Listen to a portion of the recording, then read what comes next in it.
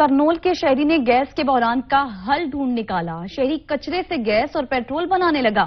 اسی پر رپورٹ کر رہے ہیں حافظ شیر افضل۔ کرنول میں کچرے کے خاتمے کو 40 سالہ عبدالجبار نے حقیقت میں بدل دیا۔ اس وقت جہاں صنعت کار اور تاجر گیس اور بجلی کے لوڈ شیڈنگ سے پریشان ہیں، وہیں کرنول کے شہری عبدالجبار نے کچرے سے گیس اور بجلی اور پیٹرول بنانے کا کامیاب تجربہ کر ڈالا۔